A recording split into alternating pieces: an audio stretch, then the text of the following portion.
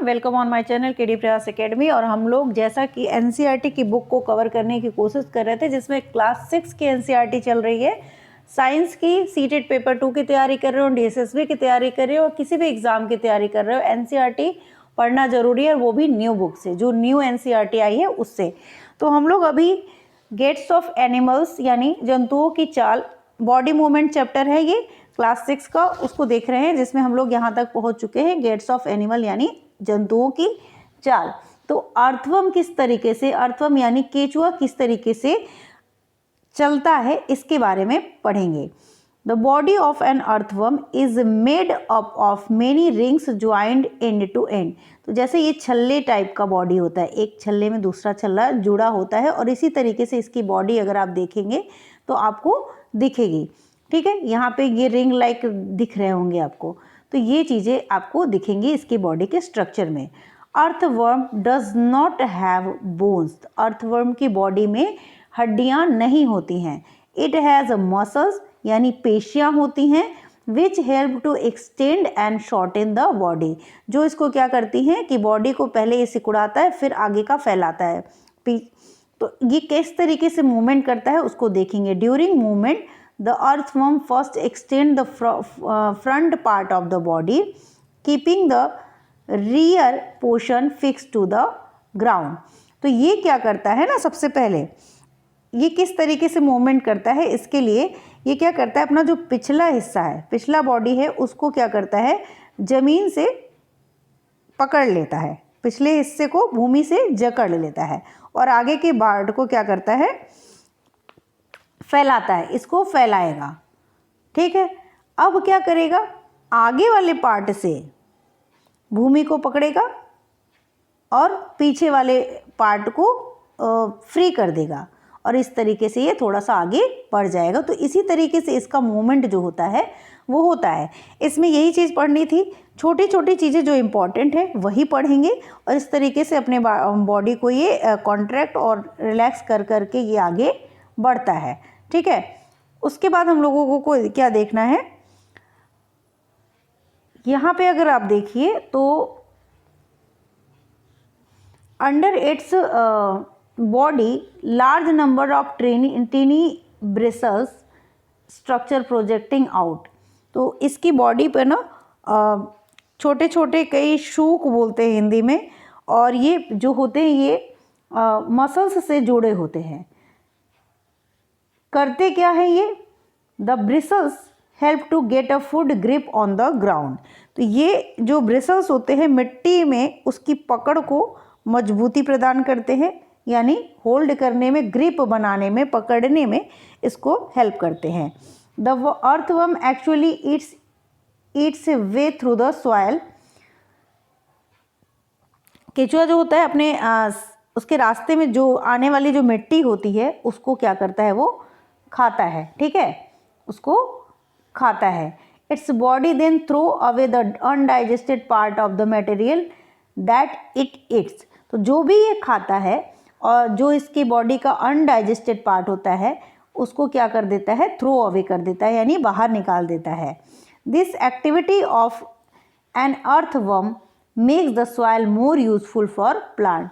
तो इसकी वजह से ही जो कहते हैं ना कि केचुए किसानों के मित्र है, क्योंकि जो ये खाने के बाद जो अनडाइजेस्टेड पार्ट जो थ्रो करता है वो क्या होता है, सॉइल में मिल जाता है, और सॉइल को क्या बना देता है, न्यूट्रिशस बना देता है, उपजाऊ बना देता है। This activity of an earthworm makes the soil more useful for the plant. इसीलिए केचुए को किसानों का मित्र कहा जाता है। ठीक है, अब हम लोगों ने अर्थवर्म के बारे में पढ़ लिया। अब दूसरा हम लोगों का जो एनिमल है वो है स्नेल, जिसे हम हिंदी में क्या कहते हैं, घोंघा कहते हैं। ठीक है, इसको हम हिंदी में क्या कहते हैं, घोंघा कहते हैं।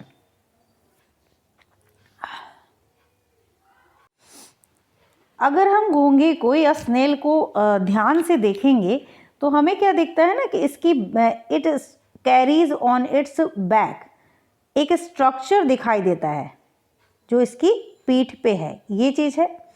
तो this is called the shell. इसको क्या कहते हैं? कवच यानी शेल कहते हैं। यही घोंगे का यानी स्नेल का क्या होता है? Outer skeleton of the snail, बाह्य कंकाल होता है।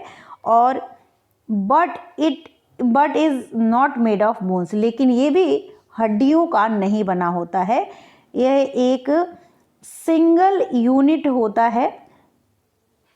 The shell is a single unit and does not help in moving from place to pit. It has to be dragged along। मतलब घोंगे को चलने में कोई सहायता नहीं करता है। ये घोंगे के चलने के साथ साथ, मतलब जब ये घोंगा चलता है, स्नेल चलता है, तो इसके साथ साथ ये खिसकता चला जाता है। ठीक है। Place the snail on a glass plate and watch it, then when it start moving carefully lift the glass plate। तो इसको हमको इतना नहीं पढ़ने की ज़रूरत है, जो इम्पोर्टेंट है वही पढ़िए। A thick structure and the head of the snail may come out of an opening। ये जो आपका स्केलेटन था ना, उसी का जब माउथ ओपनिंग खुलती है तो उसमें से एक मोटी मांसल संरचना जो होती है वो बाहर निकलती है और सिर बाहर आता हुआ दिखाई देता है। ठीक है। ये जो आपका स्नेल है ना, तो इसी के अंदर से ये जो मोटी स्ट्रक्चर है ये बाहर आता हुआ दिखाई देता है। और इसका पैर है, ये इसका पैर है, और जो दृढ़ पेशियों का एक तरीके से बना होता है। तो ये हम लोगों ने स्नेल के बारे में जान लिया। और उसके बाद हम लोग थोड़ी चीज़ें इंपॉर्टेंट है तो उसी को देखते हैं। स्ट्रक्चर से ही आप समझ लीजिए, मैं बस एक्सप्लेन कर दे रही हूँ। तो ये हमारे हैं कॉकरोच भैया, और इनके बारे में जो पढ़ेंगे हम लोग सबसे पहले। तो cockroach walk and climb as fly in the air as well as fly in the air. तो ये चढ़ता भी है, ज़मीन पर चल सकता है, दीवार पर चढ़ सकता है, हवा में भी उड़ सकता है। तो हमारे ये जो कॉकरोच हैं वो क्या कर सकते हैं? वॉक भी कर सकते हैं, क्लाइंब भी कर सकते हैं और फ्लाई भी कर सकते हैं। They have 3 pairs of legs. इनमें सबसे ज़्यादा इम्पॉर्टेंट चीज़ें जो आपको जाननी है वो 3 पेयर्स ऑफ लेग्स पूछा जाता है। ये they have 3 pairs of leg, यानी 3 जोड़ी इसके पैर होते हैं जो कि इसको वॉक करने में हेल्प करते हैं। These help in walking. The body is covered with a hard outer skeleton. ये जो होता है ना, ये हार्ड होता है। आउटर स्केलेटन यानी बाह्य कंकाल से द्वारा ढका होता है, और शरीर जो होता है हार्ड होता है, बाह्य कंकाल यानी स्केलेटन द्वारा कवर्ड होता है। This outer skeleton is made up of number of plates joined together and that permits movement। तो बहुत सारे जो प्लेट्स हैं ज्वाइंट होके इसको बनाते हैं, और जो कि मूवमेंट में, जिसके कारण वो मूवमेंट करता है या गति करता है। ठीक है। और क्या पढ़ना है? There are 2 pairs of wings attached to the body behind head. तो इसके वक्ष से 2 जोड़े पंख भी जुड़े होते हैं। The cockroach have distinct muscles. कुछ विशिष्ट पेशियाँ होती हैं। Those near the legs move the legs for walking. पैरों की पेशियाँ उसको चलने में सहायता करती हैं। The body muscles move the wings when the cockroach flies. और जो बॉडी मसल्स होती हैं उसको, पेशियों को उड़ने के समय उसके पैरों को गति देती हैं। ठीक है। तो ये सारी चीज़ें थी कॉकरोच के बारे में। बर्ड्स के बारे में देखेंगे तो birds fly in the air and walk on the ground. उड़ सकते हैं और चल सकते हैं ग्राउंड पे। Some birds like ducks and swan also swim in water. ठीक है। The birds can fly because their body are well suited for flying. तो उसके बॉडी का स्ट्रक्चर ऐसा होता है जिसकी वजह से वो फ्लाई कर पाते हैं। क्या क्या स्ट्रक्चर में होता है भाई? तो उस देयर बोन्स और हॉलो, उनकी जो हड्डियों में हवा, बोन्स और हॉलो होते हैं, मतलब खोखले होते हैं एक तरीके से, और एंड लाइट होते हैं, हल्के होते हैं। ठीक है। The bones of the hand limbs are typical for walking and perching. तो पीछे के जो पैर होते हैं की हड्डियाँ होती हैं, पिछले पैर की हड्डियाँ उसको चलने और बैठने के लिए फेवरेबल होती हैं। ठीक है, उसके बाद क्या है देखते हैं। द बोनी, यहाँ पे हाँ, the bony part of the fore limbs are modified as wing. तो फोर लिम्स के जो यानी आगे के जो पैर होते हैं वो क्या होते हैं, रूपांतरित हो जाते हैं, मॉडिफाइड हो जाते हैं, किस में, विंग्स में, पंखों में। ठीक है, आगे अगले पैरों यानी अग्रपाद की जो हड्डियां होती है रूपांतरित होकर, चेंज होकर पक्षी के क्या बनाती हैं, पंख बनाती हैं। The shoulder bone are strong, जो कंधे की हड्डियां होती हैं वो मजबूत होती हैं। Breast bones are modified to hold the muscles of flight, तो जो ब्रेस्ट बोन होती है उसको उड़ने वाली पेशियों को जकड़े रखने के लिए विशेष रूप से मॉडिफाइड होती है। Move the wings up and down, जो पंखों को ऊपर नीचे करने में सहायता करती है, हेल्प करती है। ठीक है, तो ये हो गया बर्ड्स के बारे में। अब है हमारी फिश, तो फिश के बारे में देखेंगे। अगर हम ध्यान से देखें तो जो नाव की, बोट की शेप होती है, जैसे ये बोट है ना, तो बोट की जो शेप होती है वो किसकी तरह होती है, फिश की तरह होती है। ठीक है, the shape of a boat is somewhat like a fish. The head and tail of the fish are smaller than the middle portion of the body. जो इसका हेड और टेल यानी आगे का और जो पीछे का पोर्शन होता है, वो बीच वाले भाग से क्या होता है, स्मॉलर होता है। ठीक है, this body shape is called streamline. इस तरह की बॉडी स्ट्रक्चर को क्या कहते हैं, स्ट्रीमलाइंड बॉडी स्ट्रक्चर। ठीक है, या धारा रेखीय, हिंदी में इसको धारा रेखीय कहते हैं। और this shape is such that water can flow around it easily and allow the fish to move in water.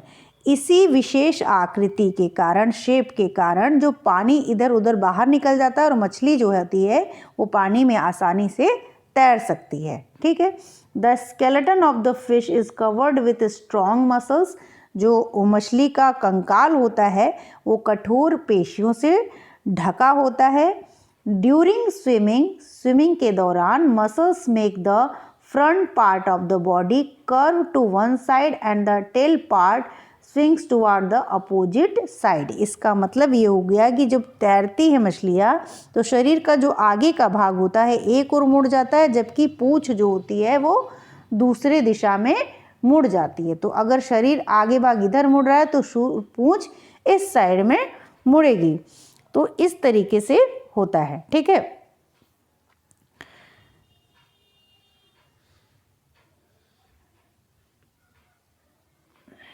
आगे देखते हैं और किस चीज़ के बारे में दिया हुआ है। तो बहुत सारी चीज़ें नहीं हैं,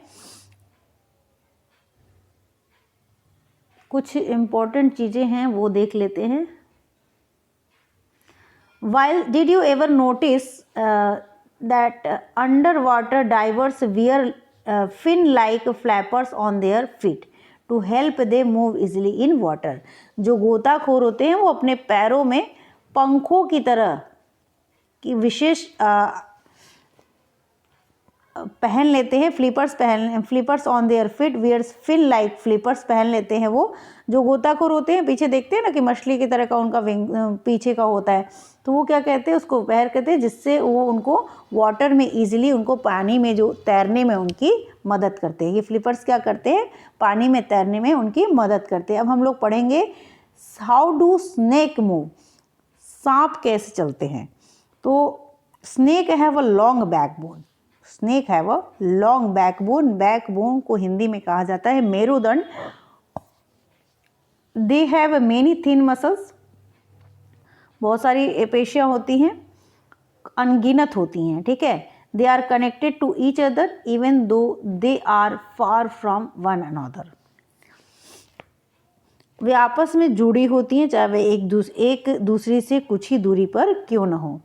ठीक है, यह जो बैकबोन होता है, muscles also interconnect the backbone, ribs and skin.